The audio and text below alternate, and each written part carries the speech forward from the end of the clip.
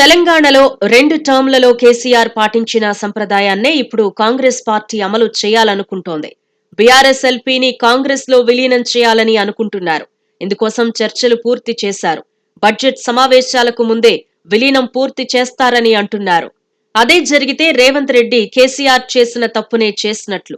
తెలిసి మరీ చేసిన తప్పుతో భవిష్యత్తులో ఆయన రాజకీయ సవాళ్లు ఎదుర్కోవలసి ఉంటుంది. తెలంగాణ కాంగ్రెస్ చీఫ్ కమ్ సీఎంగా డబుల్ రోల్ పోషిస్తున్న రేవంత్ రెడ్డి పార్టీ బలోపేతంతో పాటు ప్రభుత్వ స్థిరీకరణ అనే కాన్సెప్ట్ ను ఏకకాలంలో అమలు చేస్తున్నారు. ఎన్నికల సమయంలో వలస నేతలకు టికెట్లు ఇచ్చారు. ఇప్పుడు మరోసారి ఎమ్మెల్యేలను చేర్చుకుంటున్నారు. అసెంబ్లీ ఎన్నికల్లో గులాబీ పార్టీ 39 సీట్లు గెలిచింది. అయితే ఇందులో కంటోన్మెంట్ ఎమ్మెల్యేగా ఉన్న లాస్య నందిత రోడ్డు ప్రమాదంలో చనిపోవడంతో బైపోల్ వచ్చింది. ఆ ఉప ఎన్నికలో కాంగ్రెస్ గెలిచింది. సో సంఖ్య 38కి తగ్గింది.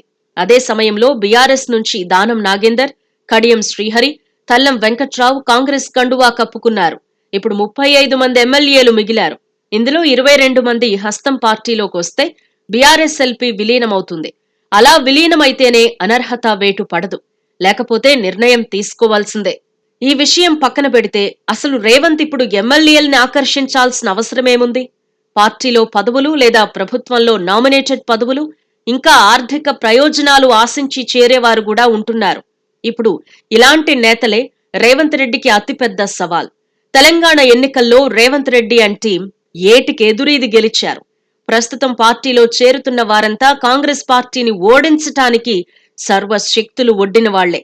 కాంగ్రెస్ కు భవిష్యత్తు లేదని నమ్మిన వాళ్లే. బీఆర్ఎస్ పార్టీ ఓడిపోవడానికి ప్రత్యక్షంగా పరోక్షంగా ఇలాంటి నేతలు కూడా కారణం. బీఆర్ఎస్ అధినేత వద్ద ఉన్న అలుసును ఆసరాగా చేసుకుని వారు చేసిన వ్యవహారాలతో ప్రజల్లో ప్రభుత్వంపై వ్యతిరేకత పెరిగిపోయింది. నిజానికి ఇదే అతిపెద్ద సమస్య. ఇప్పుడు గేట్లెత్తి ఈ సమస్యను తన నెత్తి మీద వేసుకుంటోంది కాంగ్రెస్ పార్టీ.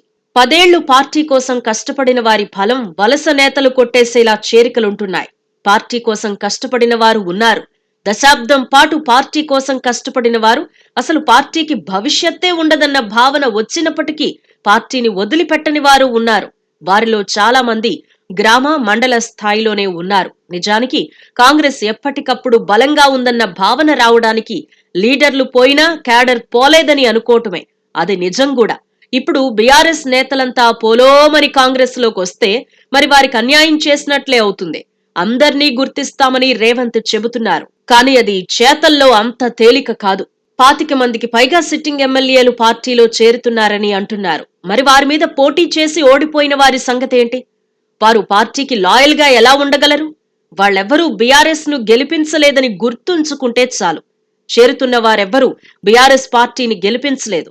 గతంలో బీఆర్ఎస్ 2 సార్లు గెలిచింది అంటే అది పూర్తిగా సెంటిమెంట్ మహిమ. అప్పట్లో అభ్యర్థి ఎవరు అన్నది కాదు, కారు గుర్తు ఉందా లేదా అన్నది చూసుకుని ఓట్లేశారు జనం.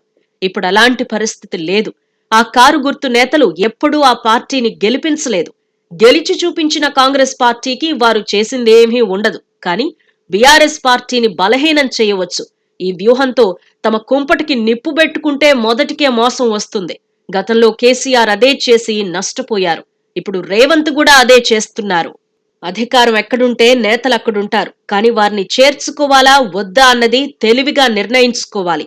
లేకపోతే జరిగే నష్టాన్ని అంచనా వెయ్యలేరు. రేవంత్ ఈ విషయాన్ని ఆలోచించలేకపోతున్నారు.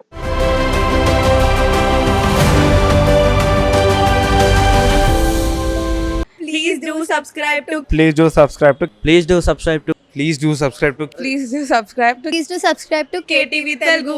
KTV Telugu. KTV Telugu. KTV Telugu. KTV Telugu. KTV Telugu. Please do subscribe to KTV Telugu.